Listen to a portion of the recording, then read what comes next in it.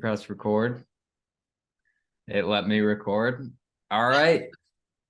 Well, welcome to my podcast, Amy Taylor. I'm excited for what we have ahead of us. So let's just jump right into it. Amy, Great. thanks for coming. Could you give us a little bit of a background on yourself? Sure. First of all, thank you for having me. I appreciate the opportunity. I've been with the Columbus Downtown Development Corporation since 2007. Before that, I worked for various different governmental and nonprofit entities. I have an undergraduate in English and political science from Ohio State, and my parents never thought I'd get a job, so they were thrilled when I had one when I graduated. And I also have a graduate degree from Ohio State as a master's in public administration. My experience is interesting. When I look back on it, most of it could be bucketed into the idea that placemaking or the creation of place is really important to people. So even when I worked for the city of Dublin and did events, that was something that really drew people. Dublin was a first generation community when I worked there, and a lot of folks would travel on holidays. So we did things like 4th of July, created one of the best Irish festivals in the country, did things like St. Patrick's Day, because we wanted people to stay. We wanted them to have that sense of community. And so I learned early on that what you see and what you experience can actually really affect what you think your community is. I also got to do resident relations when I worked for the city of Dublin. So we put together like a little block party kit because, again, we wanted neighborhoods to be built. We wanted people to have experiences together. And I think it's that quality of life mantra that has stayed with me throughout my career. And obviously, I worked for Franklin County and worked for the Alcohol, Drug, and Mental Health Board and really focused on running a levy campaign for them.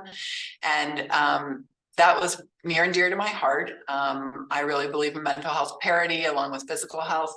And it does affect what our spaces are about, what our community is about.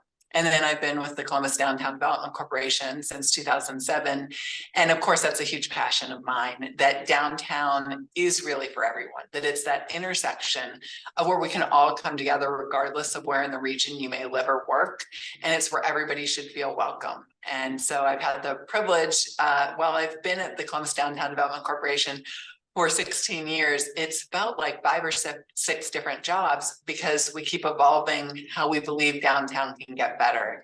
And I think that's a key mantra. I don't think it's stopping. I think downtown and the neighborhood of downtown and the ethos of downtown can continue to evolve and continue to be more things, better things for our community. Great. Thanks, Amy. Let's start with what made you jump over to the CDDC. What made you say this was the right company for you? I love the idea that there was a lot to do. So when I had been working at the Alcohol, Drug, and Mental Health Board, I was interested because when they recruited me, they were going to go for a levy and they had 37% support. And that was a huge challenge. And so we ended up winning in the exact inverse, 63% supported the levy.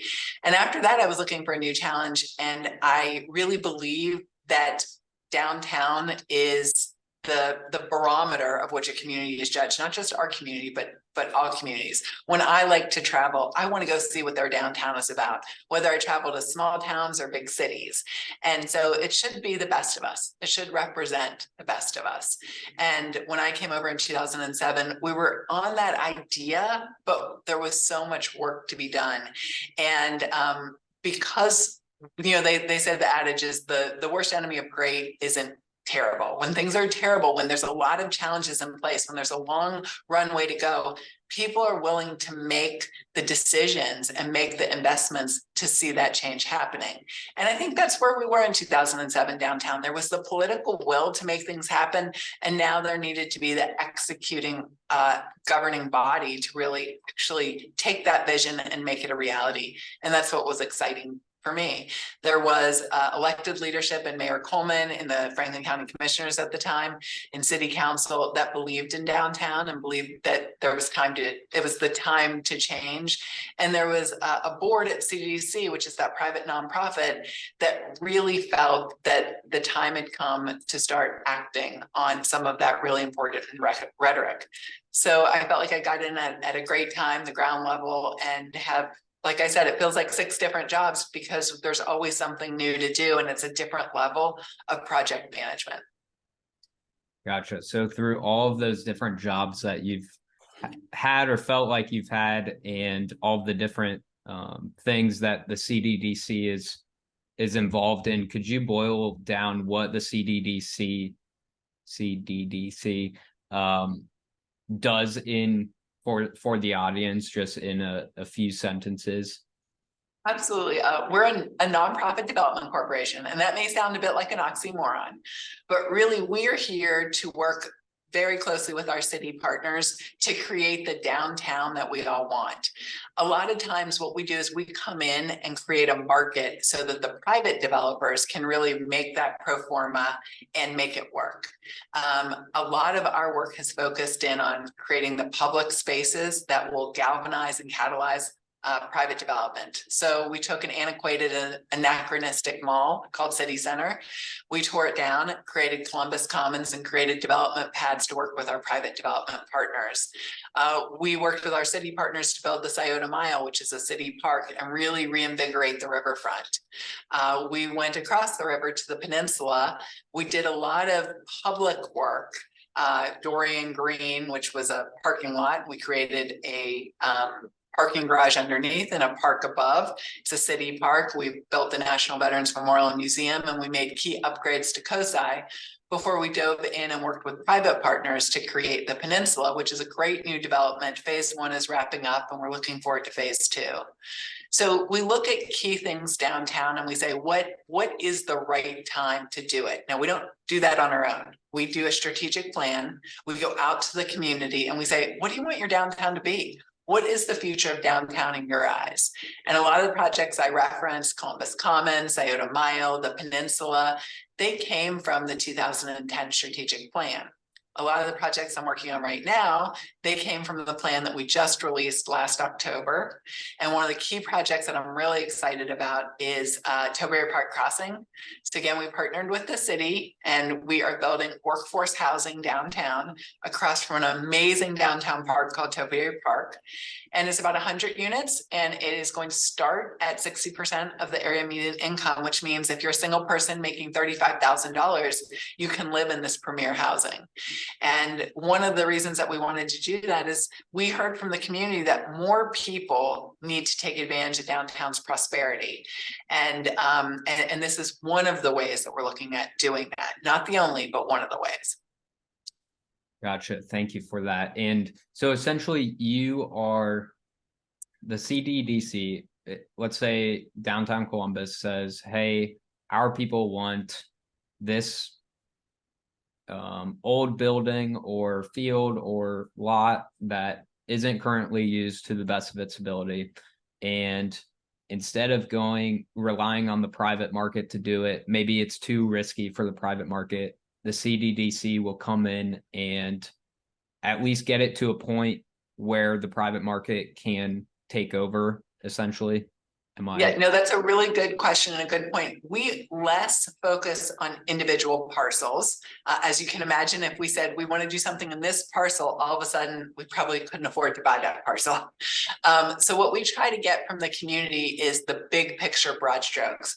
We want more green space. We want to have a larger tree canopy. We believe retail needs to be more prevalent and open to more people. We believe housing needs to be a greater focus. You've got a riverfront, figure it out. So when it is a privately owned parcel, we're less likely to say something has to happen there specifically. When it's a publicly owned parcel, like either CDDC, the city, or our other public sector partners have control, we'll be more likely to be specific, like we could with the riverfront. But besides that part, yes, Casey, you've got the nut there. We hear from the community what they want, and then we distill that into actionable steps. I'm a big believer you can have the best plan in the world, but if it sits on the shelf and nobody actually executes it, I'm not sure it's worth the paper it's written on. But if you take those ideas that the community really wants and you continue to gut check and you say, you said you wanted a target. I'm not sure we can get a target, but what if we look at these 3 elements that might get you to the same position as a target? Then a lot of times people are like, yeah, that's really what I meant. So we try to take all the great ideas that we get from the community and execute them in a realistic, economically and technically feasible way. Gotcha. And then how is CDDC doing all of this work? How is it funded? Is it through the public? Does it have its own capital or investors? What does that look like? So a little bit of all things. CDC is a large property owner. We have a property portfolio that includes the garages at Columbus Commons. They used to be for City Center. And we also own the Lazarus building, which is at this point 100% leased. And so that rent comes to us. And the whole purpose of those revenue streams are to make downtown, it's so trite, but make downtown the best place to live, work, play. And then for some of the larger projects, we put together public-private partnerships. The city is always our first point of contact because in the end, downtown is a critical part of the core of the city of Columbus. So we'll talk about, hey, what about a new park along the riverfront? Hey, we're going to tear down City Center because there was no way to reuse the building. We're going to create a park that actually CDC will manage, but we want to make sure it fits within the broad strokes of what the city administration, city council are believing makes sense in the community that they were elected to represent. And so at times the partnership includes going out and raising money. We did that for Scioto Mile. It was a 50-50 partnership between the public and private sectors, $45 million project. Same with Columbus Commons, same with the National Veterans Memorial and Museum, same with the Greenway. So we look at a lot of things as how can we bring the public and private sector together. For the housing I mentioned, that is a public-private partnership, but the city and CDC are partnering, and then we'll have a lender based on the revenues that will come in from the actual tenants and the rentals that will be there. So every project we look at a bit differently, and we try to figure out what's the best way to put together the financial plan that works for us. We also know, like at Columbus Commons, we do 200 events a year. We have a very small sponsorship budget, and we use the revenues from the parking garage to support Columbus Commons. And some people might say, why do you do that? Why don't you go out and have to raise the money that it costs to actually keep Columbus Commons up? And it's because we know there's a finite amount, and we strongly believe in our wonderful downtown nonprofit and cultural community. And every dollar that we raise for Columbus Commons could actually be spent on the symphony or COSI or the wonderful theaters that we have in downtown. And we don't want to be a competitor. We always want to be a partner, and we want to be somebody who works collaboratively. Gotcha. Thank you for all of that. I will note that I took advantage of the Columbus Commons yesterday. We did free yoga on the Commons. Yep, with absolutely. Free fitness has been a standard since we opened in 2011. That's awesome. And you talked a little bit about the backing of the CDDC. What type of incentives do you have in your tool belt? Are there tax abatements? Are there different pieces of the capital stack, certain relationships that the CDDC might have, but others or the private sector might not have that access to?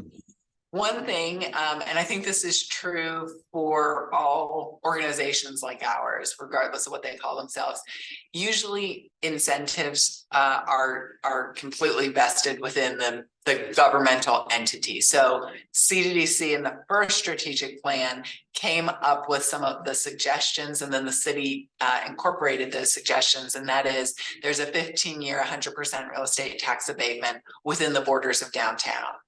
And it's to galvanize that residential and office market. We understand it is much more complicated to build downtown, and that's why it is offered by right. We also don't have zoning downtown. We have downtown standards and guidelines, and then you go to the downtown commission.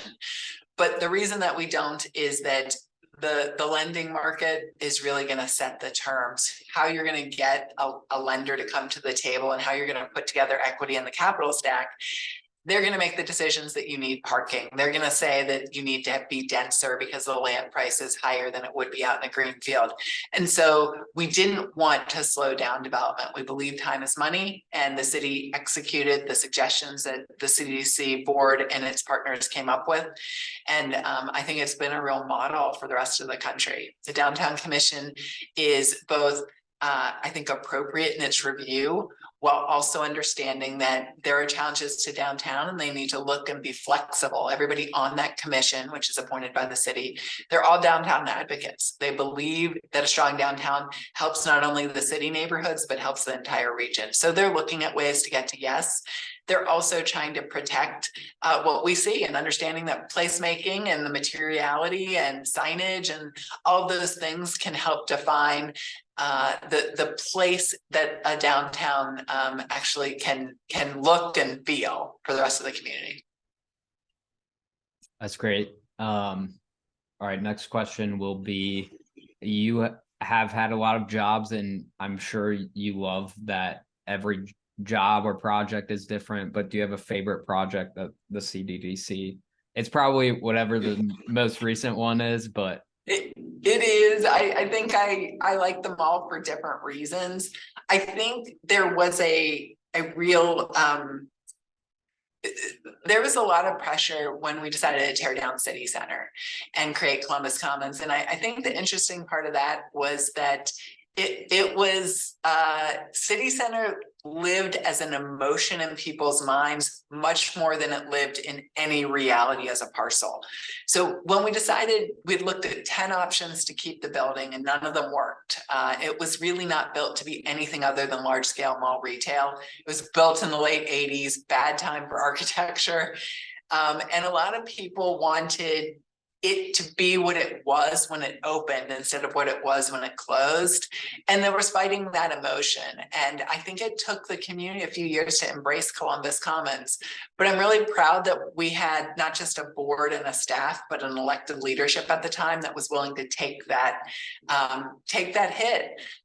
We had, Mayor Coleman has personally told me that people actually spat on him when after it was announced. People felt very strongly about City Center. They felt it put us on the map, that we were the best shopping between New York and Chicago. And then, like a lot of interior malls, it had an upcycle and a down cycle. And when the down cycle hit, there just wasn't, when we closed City Center, there was a Subway and a Chicken Shack. I mean, it's a 1 million square foot mall and it had 2 5,000 square foot tenants. But we had a lot of convincing to do. We also hadn't had a win yet. We didn't prove to the community that we deserved their trust. So when we opened Columbus Commons and then built up that brand that you can come down here and there are 200 plus events and the majority of them are free.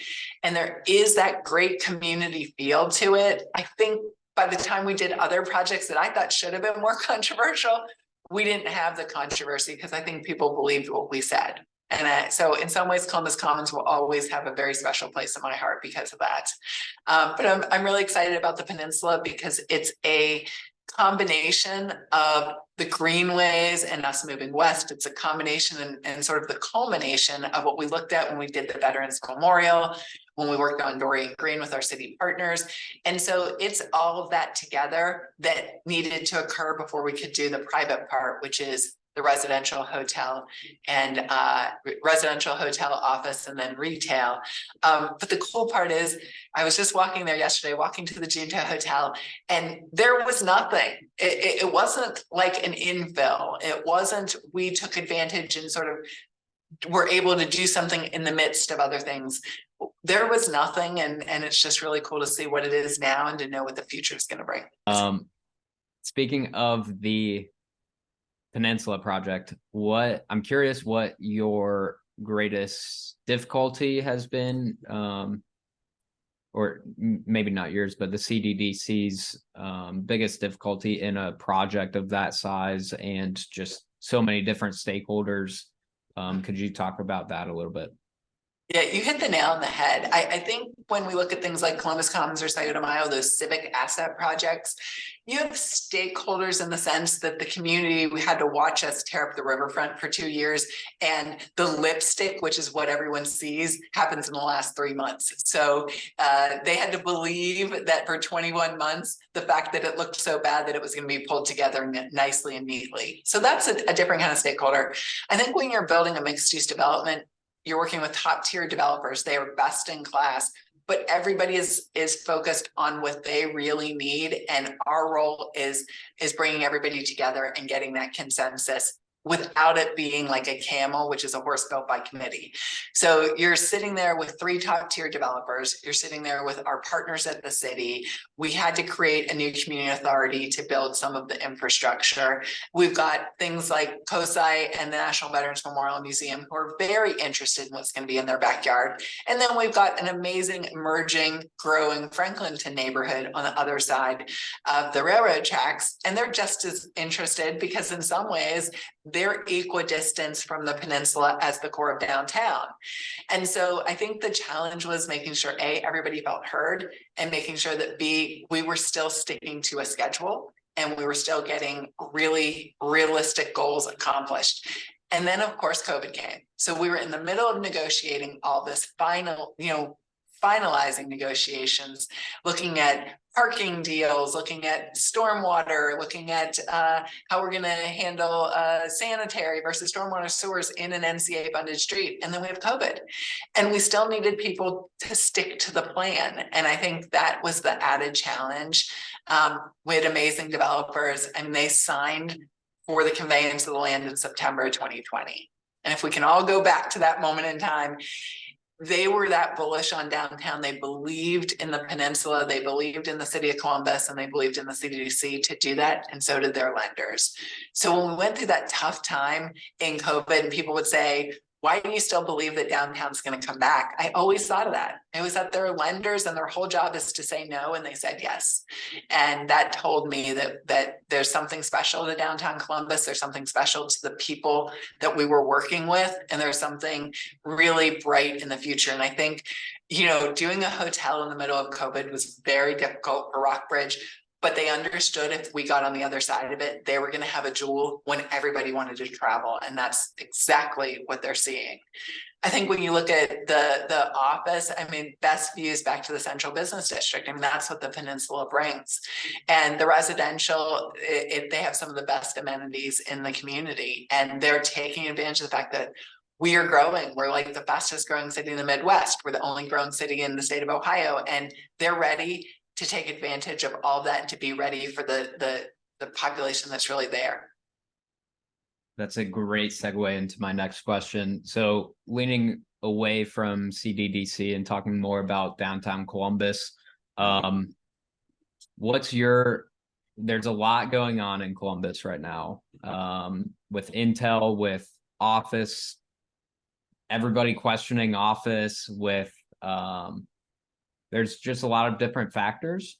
What is your kind of view for Columbus, downtown specifically, for the next 3 to 5 years? Yeah, I think, interestingly enough, I think the next 3 to 5 years are totally fine. I think the growth that we're showing is going to capture whatever there might be in the lease or the sublease market.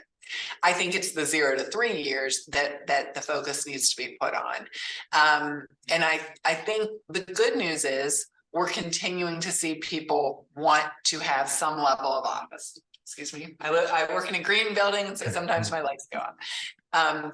So we're seeing people still want some kind of office. They're just looking at right sizing it. So it's providing office that meets the needs of what current folks want.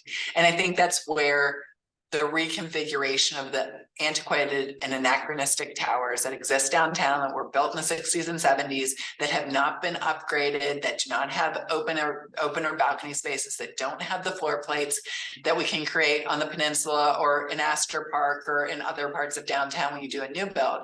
I think that's what the focus is, should be, and will be on.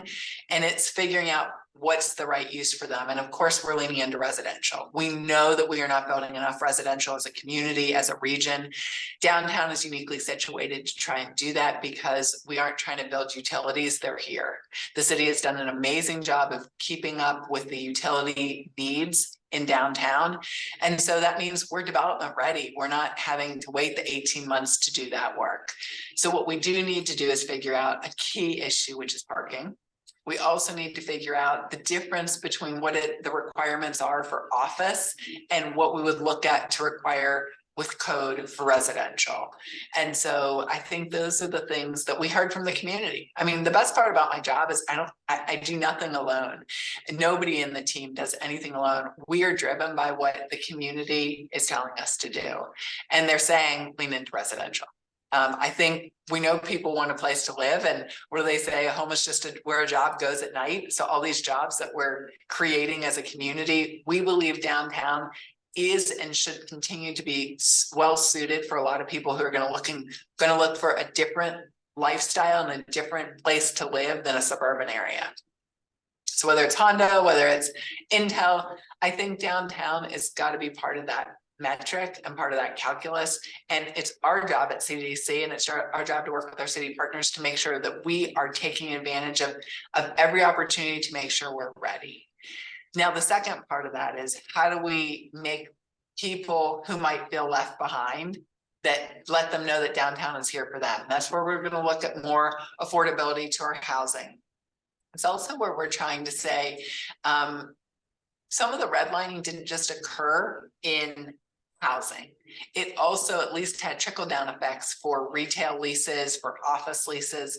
So we're looking at how CDC can be part of those solutions. We're working with our city partners to look at a pilot about making sure that small female-owned and minority-owned businesses can really come downtown, bring all of that great energy, but also be able to sign a lease that they can live up to. And so we're in the early stages of figuring out how we can do that, but we hope to have the pilot launched hopefully by the end of this year. And we're gonna do it in areas that already have some retail success. So we're not putting these retailers on an island. We're trying to make sure that there's the residential population, that there's key office populations, and that there are retailers who have proven over the course of time that they can succeed in these areas of downtown. Yeah, that sounds like an innovative solution for that problem. Are there any other innovative solutions that maybe the mass population of Columbus doesn't necessarily know about because they're not working in downtown Columbus every day or in the real estate business every day? Things to be excited about, like transportation, other different things that people might not know about, but will certainly be impacted by over the next few years that you can think of?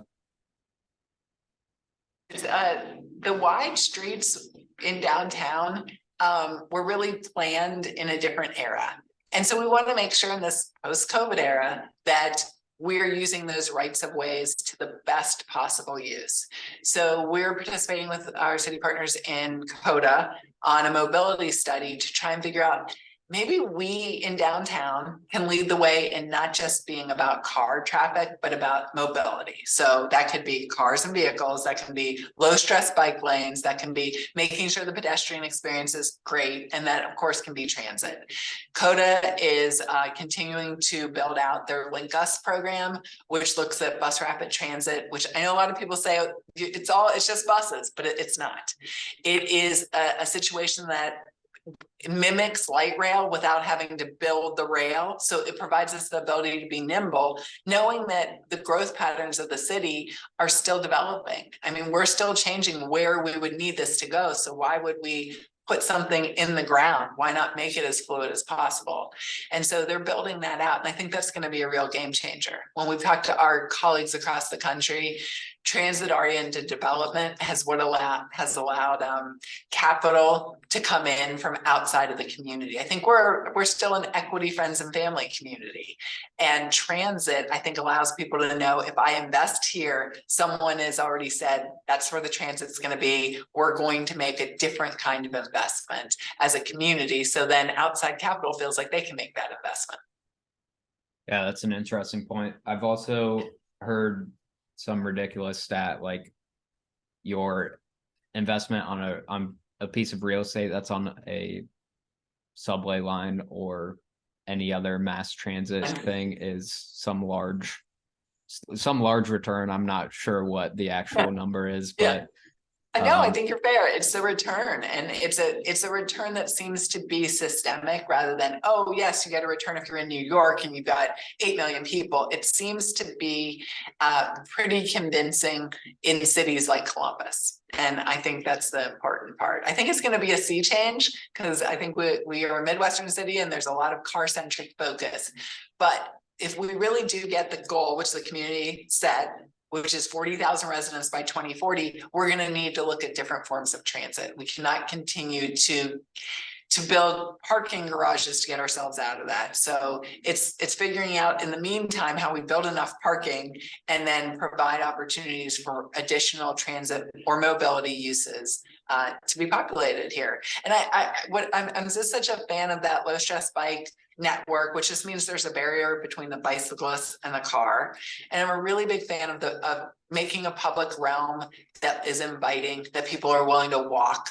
I think that is so important. And it sometimes you can't explain why you like to walk in one place and not another. And I guarantee you there's someone who's really thought about that, a professional, and they have made that experience better for you by all the things that you may not even notice. The flower pots and the close nature to the street, the scales of buildings, the materiality of the sidewalk.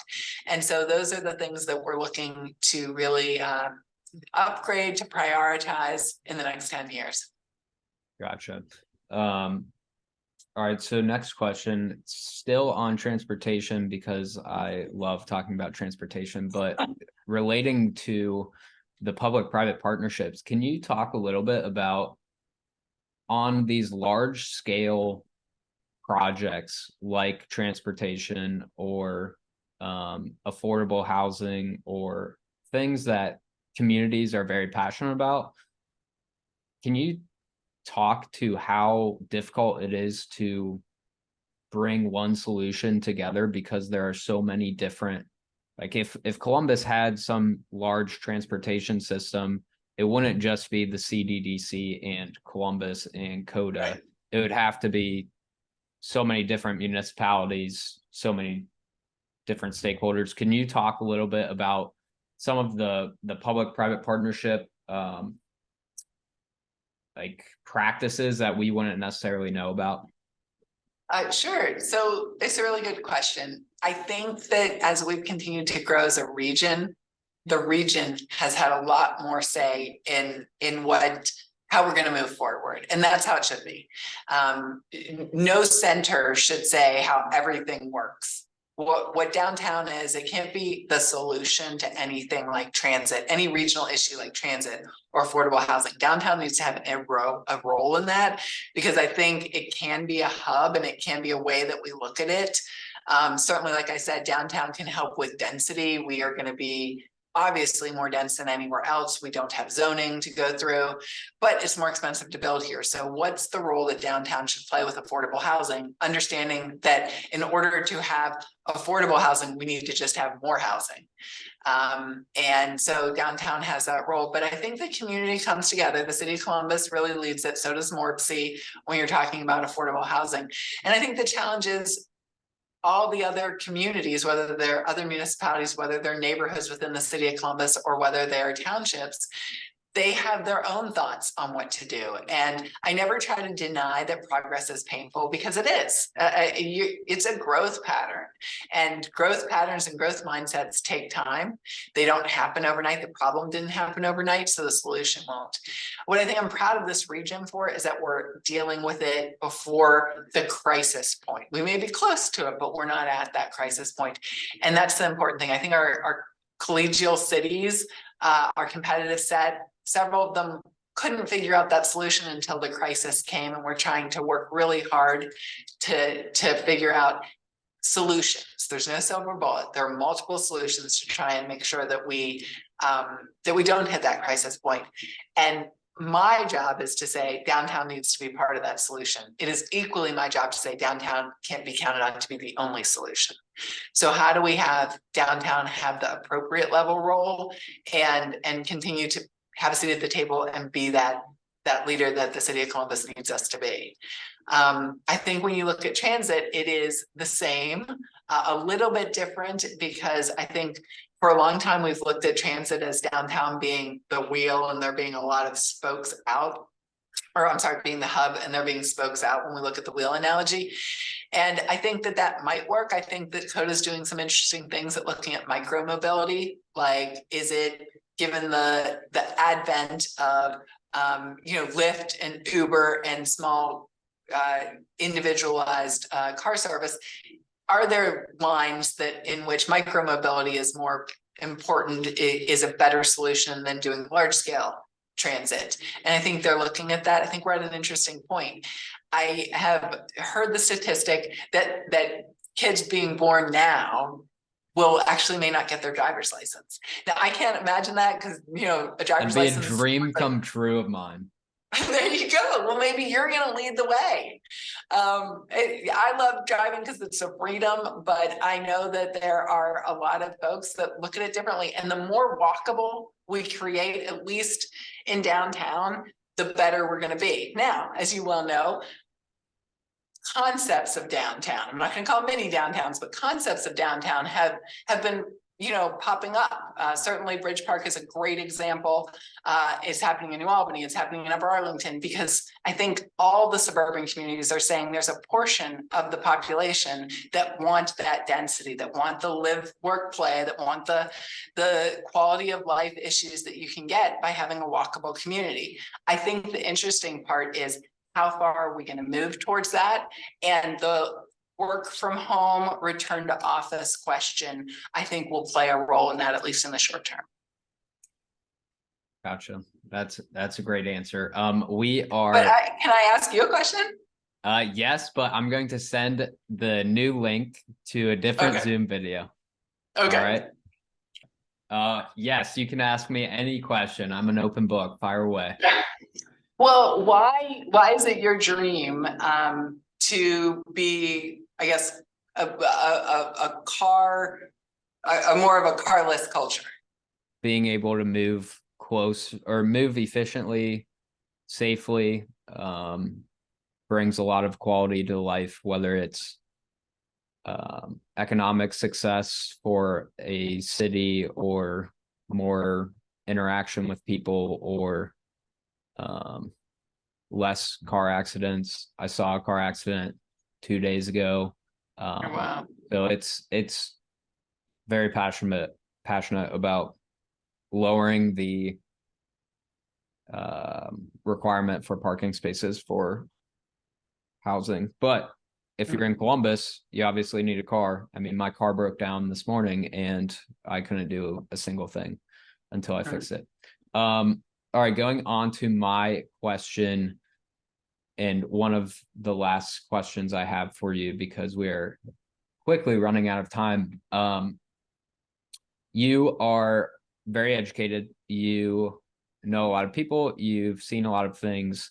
I'm interested in other cities that you don't necessarily aspire Columbus to be, but things you admire about them, whether it's their planning, the way they do their economics, kind of an open book. What do you admire about certain other cities?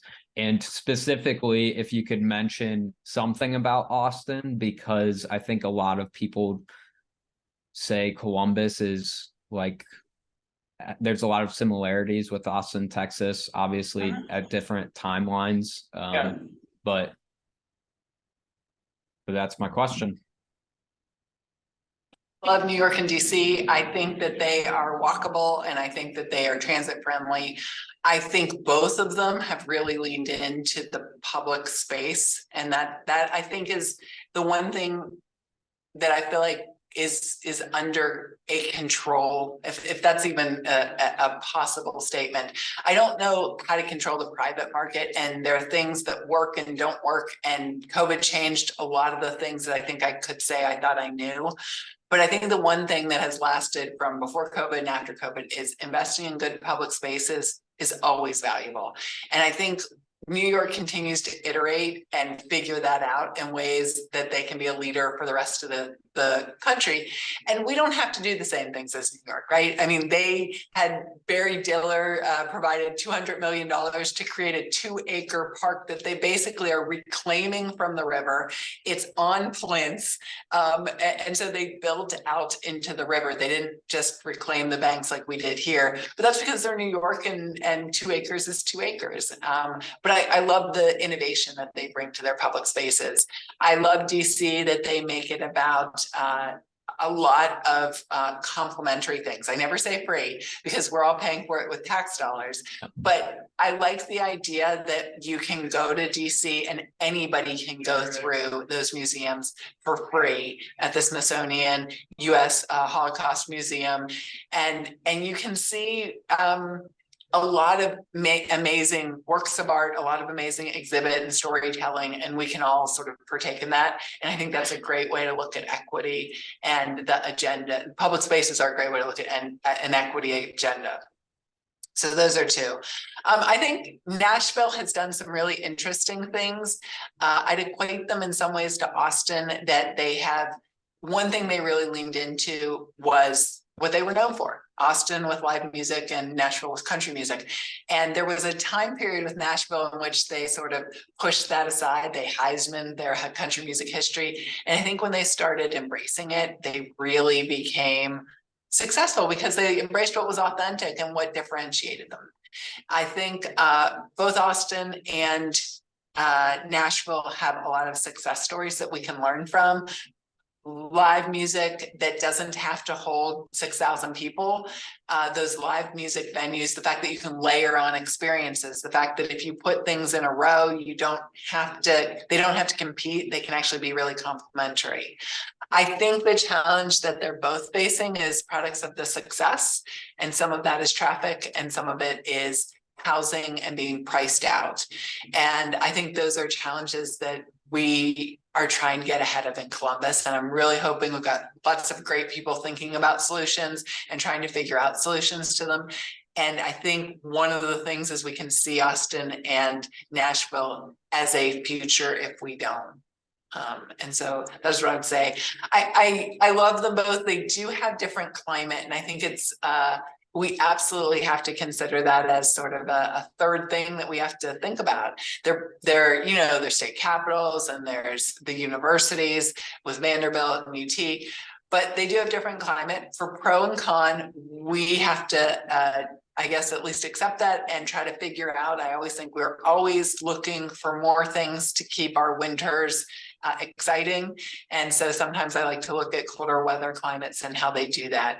I think Detroit's done some interesting things. They, again, that old analogy of the worst thing, the worst enemy of great isn't terrible, because when things are terrible, great ideas come up and innovation comes up.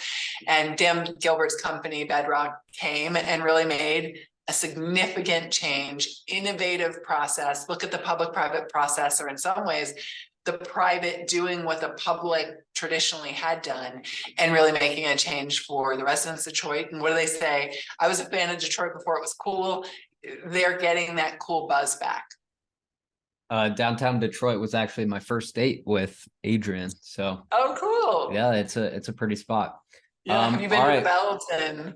Yep, we ice skated down in that all new redeveloped space. It's beautiful. Yeah. Well, I won't keep you. Amy, thank you so much for spending time with me. It's always fun talking to you because we're passionate about very similar things, and the great state of Ohio and the beautiful city of Columbus. So thank you for sharing some of your wisdom.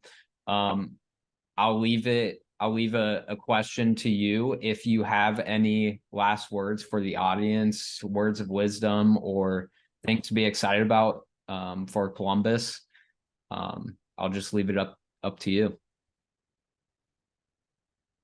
is that I don't think you had to have 3 generations here in order to really to make a change and be a community leader and actually have your opinions and thoughts taken seriously. And I don't think that's the same in some of the old robber baron cities. The old industrial cities, it's, where'd you go to high school, or where's your grandfather from? And I think the really interesting part of Columbus is that you can move here, like so many of us did, go to Ohio State or go to Capital or go to OWU or Denison and stay and really end up impacting or changing our city. And I hope people feel that way. I have always felt that way. And I hope people feel that way. And at least at CDC, we have a really open door. We believe good ideas come from the community and our job is to execute them. So definitely let me know if you've got an idea for downtown. If you have an idea for what we can do better or how we can maybe lean into something that we're not, and let's at least have a dialogue. Great. Thank you so much, Amy. Well said. I appreciate your time. Thanks for everything. And I will put your I'll put your contact information and LinkedIn in the post and in the video notes. That'd be perfect. Great. Thank you so much, Amy. Have a great day. Thanks, you too. Bye. Bye.